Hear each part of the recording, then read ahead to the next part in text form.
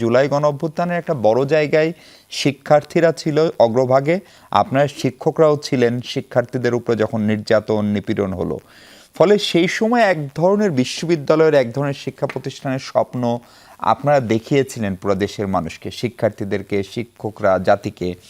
সেটা কতখানি হলো এবং আমাদের বিশ্ববিদ্যালয়গুলো আসলে এখন কেমন চলছে? এই দুটো প্রশ্নের উত্তর যদি একটু ছোট করে আপনি দেন। এই প্রশ্নের উত্তর কি ছোট করে দেয়া যাবে? আমাকে শুনতে পাচ্ছেন আশা করি। জি, শুনতে পাচ্ছি আহ, একদম। প্রথম প্রশ্নটি যে ধরনের বিশ্ববিদ্যালয়ের স্বপ্ন আমরা দেখেছিলাম এবং দেখিয়েছিলাম, হ্যাঁ, আমরা একটা আয়োজন করেছিলাম যেখানে কেমন বিশ্ববিদ্যালয় চাই সেটার আয়োজনে প্রচুর মানুষ হয়েছিলেন। ঢাকা বিশ্ববিদ্যালয়ে আয়োজন করেছিলাম।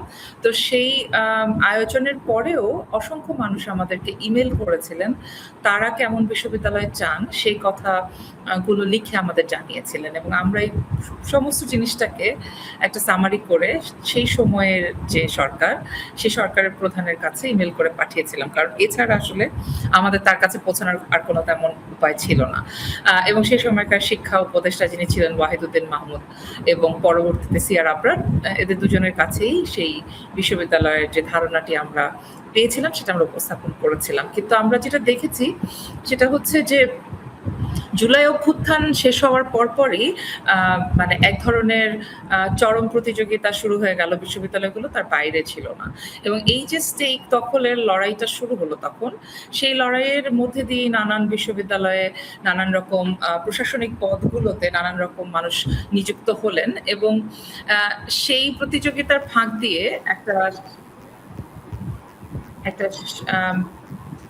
ধরেন একটা শিক্ষা কমিশনের দাবি, কিংবা আমরা যে ধরনের পরিবর্তনগুলো চেয়েছিলাম, যে ধরনের প্রাতিষ্ঠানিকীকরণ চেয়েছিলাম, যে ধরনের নিয়ম চেয়েছিলাম যাতে করে অযোগ্য ব্যক্তিরা বিশ্ববিদ্যালয়ে শিক্ষক হতে না পারেন, কিংবা শুধু শিক্ষক রাজনীতিতে জড়িত থাকার কারণে কেউ প্রশাসনিক জায়গায় যেতে না পারেন, বরং তার ক্রেডিবিলিটি, তার কাজের জায়গা থেকে তাকে নির্ধারণ করার সুযোগ তৈরি হয়, সেই জায়গাগুলোতে কোনোটাতেই আমরা কোনো কাজ হতে দেখি নাই।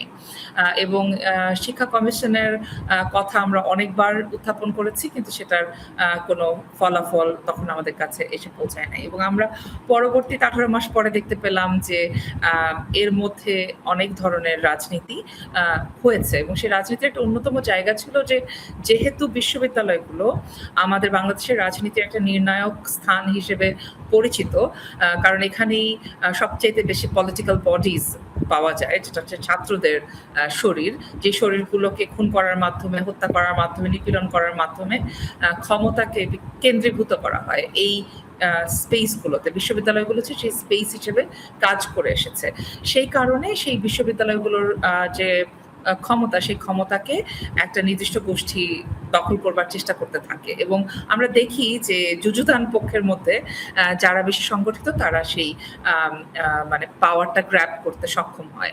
পরবর্তীতে মানে আপনার এখনকার কথা যে দ্বিতীয় প্রশ্নটা বললেন, আমি খুবই মানে ব্রাশ স্ট্রোক দিয়ে বললাম অনেক বড় করে, কিন্তু এর মধ্যে আরো অনেক লেয়ার্স অফ নুয়ান্সেস আছে যেটা আমি হয়তো টাচ করতে পারলাম না। আর এখন কেমন চলছে সেটা তো আসলে আমরা দেখতে পাচ্ছি। তা আমার মনে হয় যে সেই পাওয়ারের কনসলিডেশনের যে নতুন কি বলবো, যে নতুন এক ধরনের সেটেলমেন্ট বা অ্যারেঞ্জমেন্ট হবে, সেটা এখনো সম্পূর্ণ হয়ে ওঠেনি। তার ফলে এখনো বিশ্ববিদ্যালয়ের ক্যাম্পাসগুলো কিছুটা হলেও মানে সুযোগ আছে পরিবর্তন করার, কিন্তু আমার মনে হয় যে আগের বারের মতোই এবারও the window of opportunity is really মানে এটা ছোট হয়ে আসছে বা বন্ধ হয়ে আসছে অত্যন্ত দ্রুততার সাথে। কিন্তু আমরা যদি আবার ওই প্রশাসনিক পদগুলোর দিকে তাকাই, তাহলে আমরা দেখবো যে সম্ভবত মানে ওনাদের ব্যক্তিগত আগ্রহ বা সততা না থাকলে প্রাতিষ্ঠানিক পরিবর্তন হওয়ার সম্ভাবনা আমি অন্তত এখনো দেখতে পাচ্ছি না।